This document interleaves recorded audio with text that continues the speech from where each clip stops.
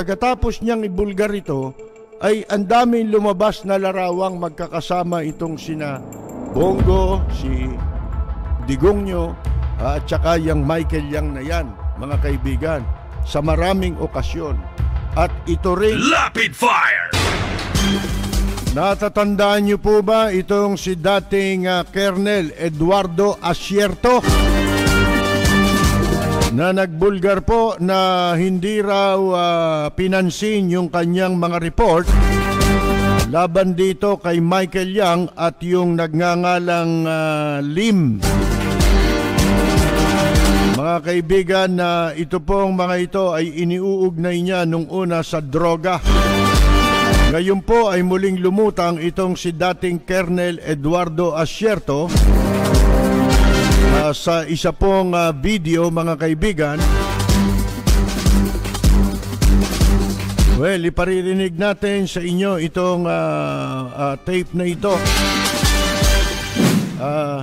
Si dating Colonel Eduardo Asierto ay muling lumutang sa isang video, mga kaibigan. An ex-police senior superintendent na nagtatago simula pa noong 2019 ay sinabi niya na yun daw mga naghahanap ng katotohanan ang siyang nagtatago ng katotohanan. At kanyang iginiit ang pagtatangka na siya ay ipapatay, mga kaibigan.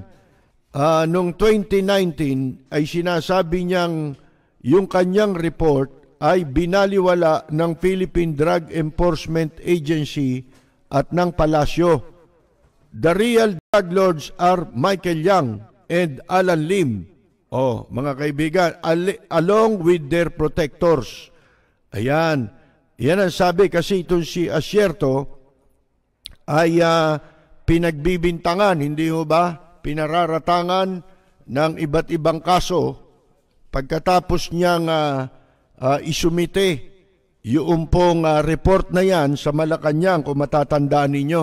Pero mas maganda siguro na mapakinggan at mapanood natin itong video na ito. Kalat na rin ito sa social media, at panoorin at pakinggan natin itong si Asierto sa kanyang muling paglutang at paglalabas ng video. Siya na po ang pakinggan natin. Si Presidente Rodrigo Roa Duterte ay laging may kasamang dalawang taong matindi ang involvement sa illegal na droga. Ito ay sina Michael Yang at Alan Lim. Paano kaya niya nakilala ang dalawang ito? Si Michael Yang, alias Dragon, alias Hong Ming Yang, ay dati nang involved sa operasyon ng isang clandestine laboratory sa Domoy, Davao City. Si Michael Yang din ay involved sa pag-import at tumanggap ng mga sangkap, chemical at laboratory equipment na ginagamit sa paggawa ng shabu. Tropa ko at ang PIDEA 11 ang humuli at lumansag sa shabu laboratory na ito noong December 31, 2004. Si Presidente Rodrigo Roa Duterte ang mayor noong panahon na yon.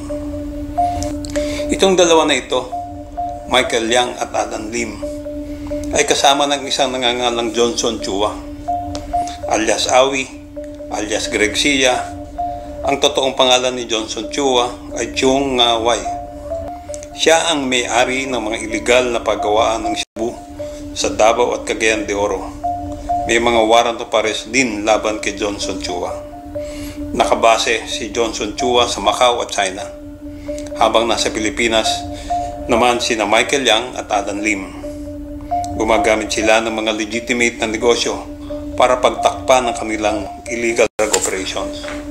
Gumawa ako ng written report ng aking mga natuklasan, kasama ang ilang pictures ni Presidente Duterte at Michael Yang at Alan Lim.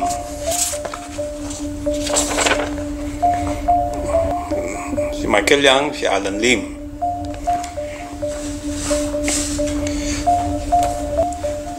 Na magkasama sa napakaraming lakad. Panahon ng eleksyon noong eleksyon 2016, magkasama na sila. Meron din akong pictures ni Sap Bongo at sina Michael Yang at Alan Lim. Ayan. Si Alan Lim, si Michael Yang. Si Alan Lim, si Michael Yang.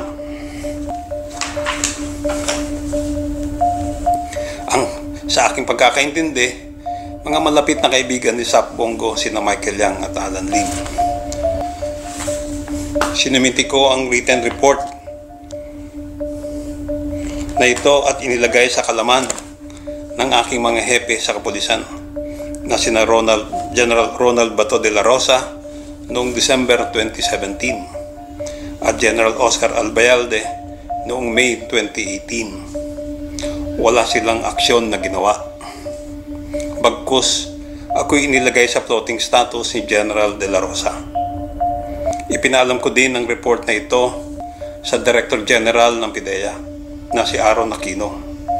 Nag-usap pa kami tungkol dito noong January 2018. Ipapaalam daw niya ang report na ito kay Sap Bongo. Walang nangyari. Kung talagang galit si Presidente Duterte sa droga, bakit hindi niya ipinahuli ang mga nasabing taong ito? Inyong napanood si dating Colonel Asierto. At ito, sasariwain lang natin kasi noong 2019, nakapanayam daw itong si Salvador Panelo, itong legal counsel. At sinabi niya na yang Michael Yang na binabanggit sa report, tinutukoy na report, yung report ni Asierto, hindi yan yung Michael Yang na naging economic advisor. Hindi yan. Ibig niya sabihin magkaiba.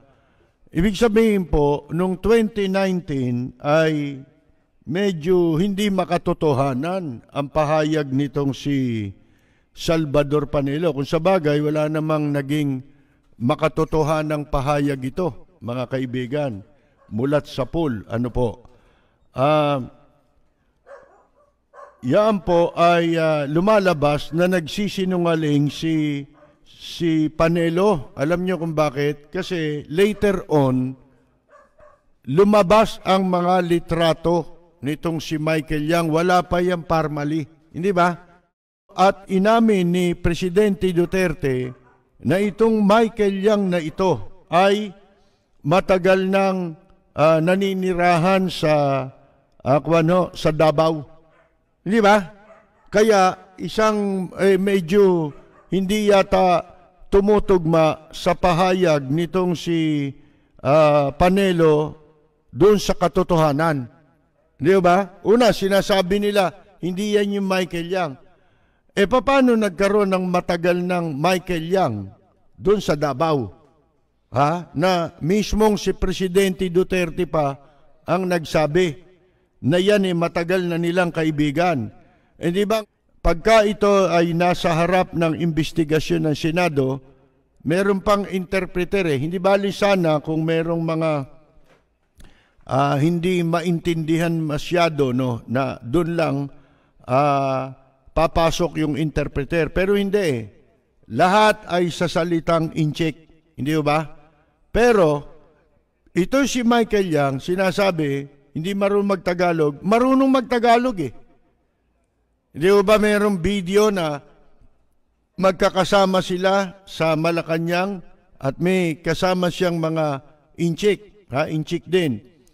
At nandun si Pangulong Duterte at nagtatagalog itong si Michael Yang.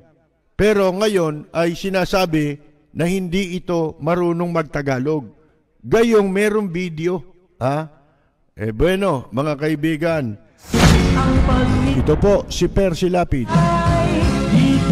Maraming salamat at magandang yumaga! Dennis! Uy!